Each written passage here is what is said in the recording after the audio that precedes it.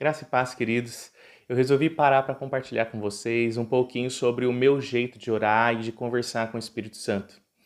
Meu objetivo nesse vídeo não é trazer um tipo de oração para você repetir, mas sim compartilhar com vocês como que eu descubro as coisas que eu preciso orar e também os assuntos mais importantes que eu acredito que precisam ser trabalhados pelo poder de Deus periodicamente. Só lembrando que oração não tem como objetivo mudar o coração de Deus, mas sim mudar o nosso coração. E existem cômodos do nosso coração e da nossa mente que precisam ser vistoriados e faxinados com uma certa frequência. Essa vistoria e faxina é o que a Bíblia chama de vigiar e orar. Eu não costumo orar todos os dias pelas mesmas coisas e nem faço uma lista de planejamento sobre coisas que eu vou orar hoje, vou orar amanhã, nem nada disso. Na verdade, eu acredito que o próprio Espírito Santo é quem nos conduz para orar por coisas que ele está querendo faxinar dentro de nós. Então, quando eu começo a orar, eu procuro sempre notar como estou me sentindo ou o que tem passado muito pela minha cabeça ultimamente. E então eu começo a conversar com o Espírito Santo sobre aquilo e logo já vou percebendo onde existem espinhos que entraram e precisam ser retirados. Pensa assim, nosso homem natural, nosso lado humano, sempre anda por vista, de forma que as circunstâncias acabam sempre trazendo uma mensagem para nossa mente. É inevitável que isso aconteça, mas conforme eu vou fazendo essa faxina naquelas áreas do meu coração vai se tornando livre para não andar mais por vista. E então eu consigo andar pela fé novamente. Então, basicamente, minha oração geralmente começa com uma narração ou uma confissão para o Espírito Santo sobre como minha mente está interpretando as circunstâncias ao meu redor, como eu estou me sentindo com relação a isso ou aquilo. Então, funciona assim. Sempre que eu começo a falar com o Espírito Santo, eu já logo percebo pensamentos e sentimentos que não nasceram da fé, mas sim da incredulidade. Eles não nasceram do amor, mas sim do ressentimento. E assim vai. Dessa forma, eu sempre vou percebendo, sempre vou conseguindo perceber o que está me afetando no dia de hoje. E às vezes, não é uma faxina só que eu consigo fazer em um dia.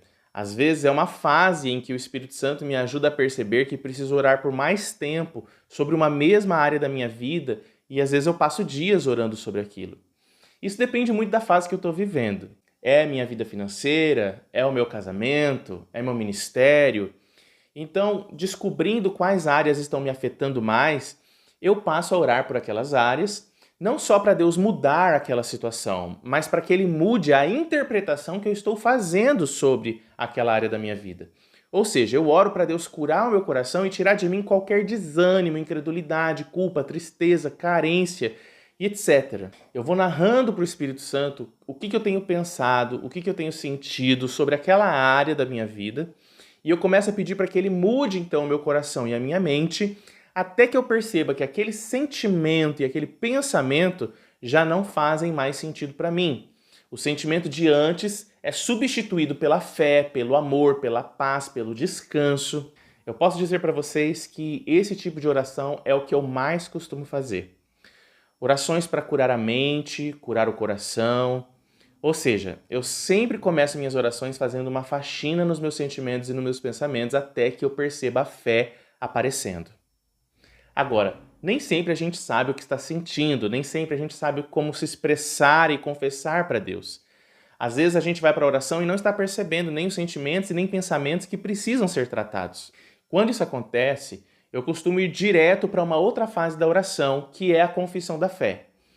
E então eu vou abordando alguns temas com o Espírito Santo apenas para declarar que eu creio na mudança disso, na mudança daquilo. E conforme eu vou mencionando essas áreas da minha vida, logo eu começo a perceber que aquela área não está tão limpa assim. Percebo algumas coisas ali, outras ali, que não condizem com a fé. E conforme os sentimentos e pensamentos vão ficando mais claros, daí sim eu volto para aquela primeira fase da oração e começo o processo de confessar, pedir cura, pedir mudança no meu coração e na minha mente, até conseguir ver a fé novamente. É importante que as orações sejam sempre feitas sobre áreas que você mais percebe que está tendo o poder de te paralisar, está tendo o poder de mexer com você. e às vezes até mesmo afetar suas atitudes. Então, se você percebe que seu emprego é o que mais mexe com você, você está com medo de demissão, medo de algumas pessoas lá de dentro que estão agindo de forma errada com você, então esses medos são que precisam ser tirados do seu coração. Se você percebe que é no casamento que está o motivo do seu desânimo de hoje, então é essa área que está precisando de cura, mudança na forma de pensar. Lembre-se que os sentimentos só vão mudar se você mudar a forma de pensar também. É preciso então substituir sua mentalidade de hoje pela mentalidade de Cristo. Só assim a fé e o descanso vão aparecer. Então eu sempre uso essas duas primeiras fases para poder conseguir uma mudança no meu interior.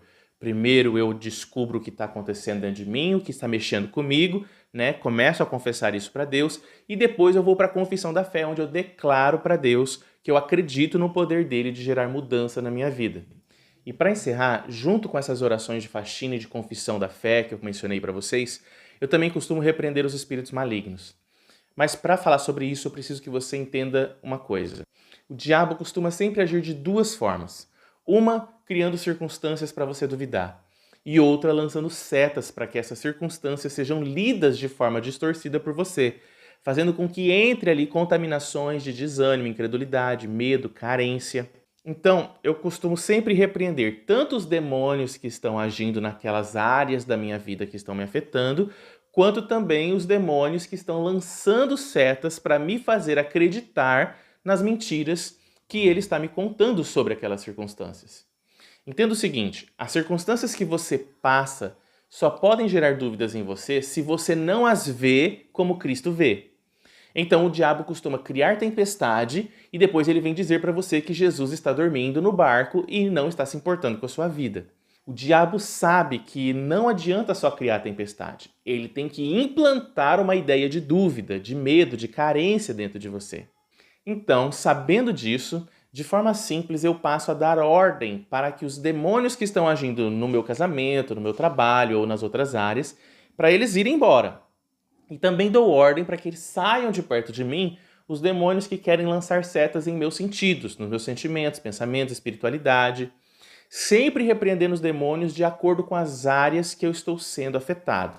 Dessa forma, então, eu consigo com que o diabo pare de criar circunstâncias e parem também de corromper o meu entendimento para que eu leia essas circunstâncias de forma errada.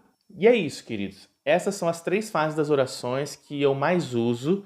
É claro que existem outras formas de orar e de se expressar para Deus, como intercessão, adoração, oração em línguas, mas essas 3 fases da oração para mim são o meu carro-chefe. Foi o que o Espírito Santo me ensinou e que tem me sustentado. Eu quero muito que Deus abençoe a vida de vocês através desse vídeo. Eu espero vê-los num próximo e não se esqueça de curtir e de se inscrever no canal. Tchau!